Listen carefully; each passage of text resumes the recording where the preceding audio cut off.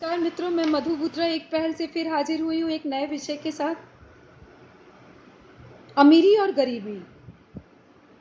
एक छोटी सी कहानी बताती हूँ कि स्वामी विवेकानंद अमेरिका में प्रवचन कर रहे थे और बड़ी धूम मची थी। एक अमेरिकी दंपति ने कहा कि हम आपका सेवा करना चाहते हैं, एक दिन का आप हमें अवसर प्रदान कीजिए। स्वामी जी ने उनके आमंत्रण को स्वीकार किया, आतिथ्य को स्वीकार किया और वो वहाँ पर गए। एक रात वहाँ पर रुके। वहाँ पर उनका अच्छी भोजन की व्यवस्था की गई, उन्हें एक कमरे में बिस्तर लगा के सुलाने की व्यवस्था की गई। आधी रात को उनकी सिसकियों की आवाज़ आने लगी तो अमेरिकी दंपति ने सोचा कि पता नहीं हमसे क्या हो गया। वो जाकर उन्होंने कमरे में देखा तो देखा स्वामी जी रुदन कर रहे हैं। तो उन्होंने कहा कि क्या बात है, हमसे कोई सेवा में भूल रह गई है। तो उन्होंने कहा नहीं, ऐसी बात नहीं है, आप लोगों ने तो बहुत मान सम्मान किया मेरा, लेकिन मैं उन करोड़ों भारतवासियों के बारे में सोच रहा हूँ जो निर्धन है और ज़मीन पर सो रहे हैं और मैं बिस्तर पर सो रहा हूँ। क्या भाव थे। लेकिन तब अमीरी और गरीबी में एक भेद था। आज़ादी को इतने वर्ष हो गए हैं, आज क्यों अमीरी और गरीबी में आज भी भेद है? अमीरी इतनी आगे क्यों बढ़ चुकी है और गरीबी इतनी लाचार क्यों है? कुछ जो मेरे सामने घटित हुआ मैं आप लोगों से शेयर करती हूँ। मैं मंदिर जाती हूँ, वहाँ पर बाहर अक्सर भिखारी बैठे हुए मिलते हैं। मैं भिखारियों में से एक दिन मैंने एक भिखारी को कहा कि चलो मंदिर के अंदर चलते हैं। उसे लगा कि बड़ी धनराशि मिलने वाली है। वो मेरे साथ अंदर आया। अंदर आने के बाद मैंने उसे कहा कि यहाँ झाड़ू पड़ी है, इसे उठा लो, मंदिर का प्रांगण बहुत खराब हो गया है, इसे झाड़ू लगा दो। उसने कहा कि ये काम मेरा थोड़ी है, मैं तो गेट पर बैठूंगा, भीख मांगूंगा, ये 10 रुपया आप मुझे दोगे, ये तो मुझे इससे कई गुना ज़्यादा मुझे धनराशि मिल जाएगी, बैठे बैठे मिल जाएगी। और उसने नहीं किया। सड़क पर जाते हैं, मैंने एक दिन देखा कि एक, अक्सर आप देखते ही हो, सभी देखते हो कि एक गंदा सा कपड़ा लेकर एक बच्चा आता है, गाड़ी की थोड़े से ऐसे से कांच रगड़ता है और बोलता है पैसे दो। हम भी कांच खोलते हैं, उसको कुछ पैसे दे देते हैं, हम गाड़ी लेकर आगे चले जाते हैं। उस दिन एक आदमी ने कहा कि तुम साइड आओ। उसको देखकर मुझे लगा, कुछ मुझे भी जिज्ञासा हुई कि क्या हो रहा है ऐसा। मैंने भी गाड़ी साइड की। उसने कहा, उस गाड़ी वाले ने कहा कि ऐसा है कि तुम मेरी गाड़ी को बड़े अच्छे से पोंछो, मैं तुम्हें 10 रुपया दूंगा। उस बच्चे का क्या जवाब था आपको पता है? साहब जी, 3 लाल बत्ती आएगी, आप 10 रुपये की बात करते हैं, मैं अभी 30 रुपया कमा लूंगा, सिर्फ इतना सा कपड़ा मारूंगा। तो ये हम सोच कर बैठे हैं कि हमें काम नहीं करना है, हमें इसी तरीके से गरीबी को आमंत्रण देना है। सरकार की करोड़ों बीघा जमीन बंजर पड़ी है। आप कहते हो किसान आत्महत्या कर रहा है निर्धनता के कारण। आप उस गांव में जाकर देखिए, उनको खेती करने की रुचि ही नहीं है। वो रोज एक दारू की बोतल लाएंगे और खर्चा करेंगे, लेकिन कमाने की उनकी रुचि नहीं है। सच्चाई बड़ी कड़वी होती है, आप जाकर मिलकर आइए। कितनी व्यक्तिगत जमीनें पड़ी है जो कहते हैं कि हमें यहाँ पर खेती का काम करवाना है, लेकिन किसान उपलब्ध नहीं है। सरकार उन्हें कभी जमीन दे देती है, कभी कर्ज दे देती है। आप अर्न एंड शेयर, आप उसे कहिए कि ये तुम्हें जमीन उपलब्ध होगी, तुम इस पर खेती करो, इसके बदले में जो हिस्सा, जो खेती से जो पैसा निकलेगा उसे शेयर किया जाएगा। हर साल आप करोड़ों रुपया कर्ज माफ कर देते हो। वो खेती कर रहा है कि नहीं कर रहा है आप उसे देखते ही नहीं हो। 30,000 का आपने लैपटॉप बांट दिया, उसे शिक्षित ही नहीं किया।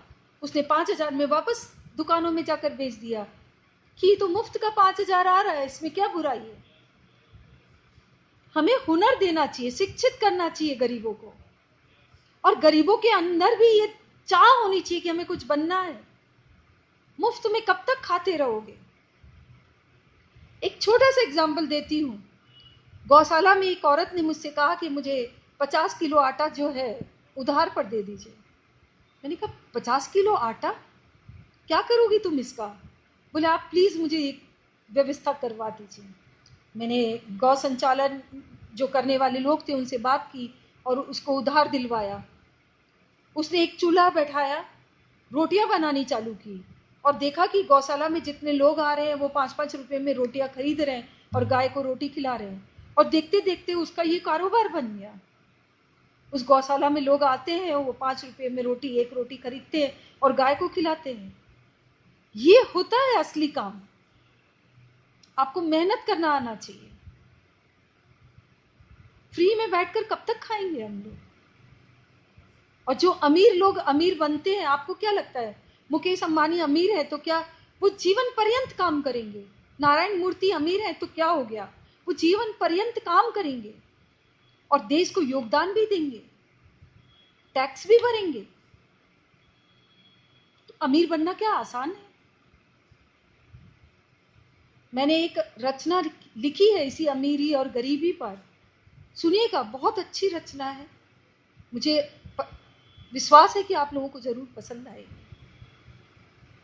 पढ़कर सुनाती हूँ। अमीरी का दंभ करने वाले, हाँ, अमीरी में एक कशिश है, मैं उसके लिए 4 पंक्तियां मैंने लिखी है। अमीरी का दंभ भरने वाले, कहाँ है वो अमीर, चंद पैसों के लिए जो बेच देता अपना जमीर।